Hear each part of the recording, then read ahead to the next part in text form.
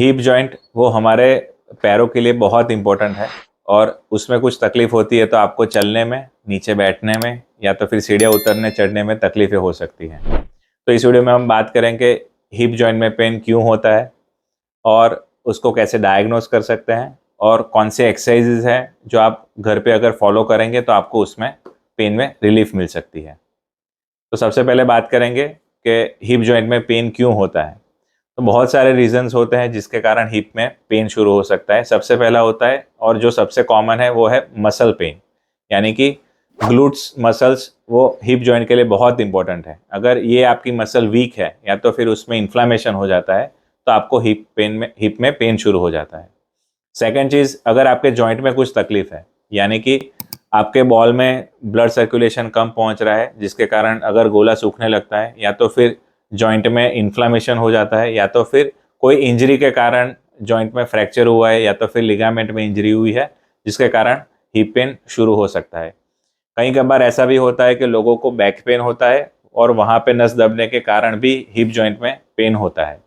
तो सबसे पहले ये जानना ज़रूरी है कि कौन सा रीज़न है जिसके कारण आपको हिप में पेन शुरू हुआ है।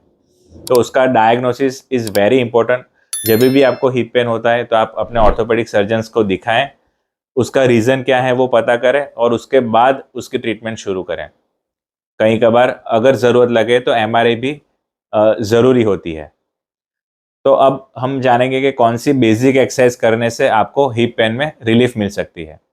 हिप जॉइंट के लिए सबसे इंपॉर्टेंट दो मसल्स हैं। एक है आपकी ग्लूटियस मसल जिसको हिप एब्डक्टर्स कहते हैं और एक होती है पीछे की मसल जिसे हिप एक्सटेंसर कहते हैं। अगर ये दो मसल्स में इन्फ्लामेशन है या तो फिर उसकी कमज़ोर हो चुकी है तो उसके कारण हिप पेन शुरू होता है। तो ये बेसिक दो एक्सरसाइज करने से उस मसल्स में स्ट्रेंथ बढ़ती है। तो सबसे पहले हम देखेंगे exercise of hip abductor muscles. तो सबसे पहले ये एक्सरसाइज में आपको एक साइड पे सोना है और अपने आप को एक आर्म से सपोर्ट करना है और जिस पैर की एक्सरसाइज कर रहे हैं उसी पैर को ऊपर की तरफ रखना है। यानी कि अगर आपको राइट हिप में पेन है तो आपको लेफ्ट साइड की तरफ टर्न करके सोना है और उसी पोजीशन में आपको पूरे पैर को ऊपर की तरफ उठाना है और फिर उसको उसी पोजीशन में होल्ड करके रखना है 5 से 10 सेकंड के लिए और फिर उसको हल्के से नीचे की तरफ लाना है। और इसी एक्सरसाइज को हम 10 से 12 बार रिपीट करेंगे। सेम एक्सरसाइज, पैर को सीधा रख के उसको ऊपर की तरफ कीजिए और उसी पोजीशन में उसको होल्ड कीजिए और फिर उसको नीचे की तरफ लाइए।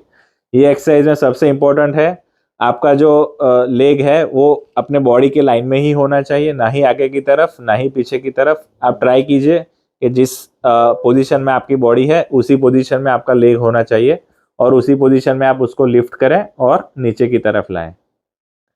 और दूसरी एक्सरसाइज है फॉर हिप एक्सटेंसर मसल्स।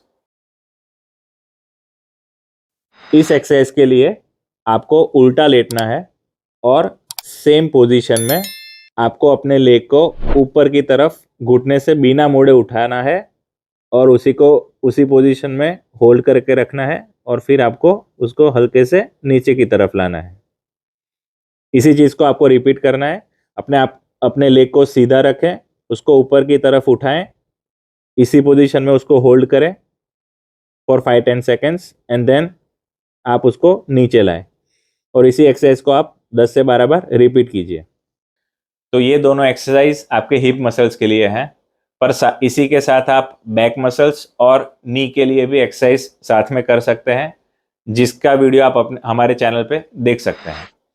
तो अगर आपको ये वीडियो अच्छा लगा है तो इसे लाइक करें, शेयर करें और हमारी चैनल को सब्सक्राइब करें।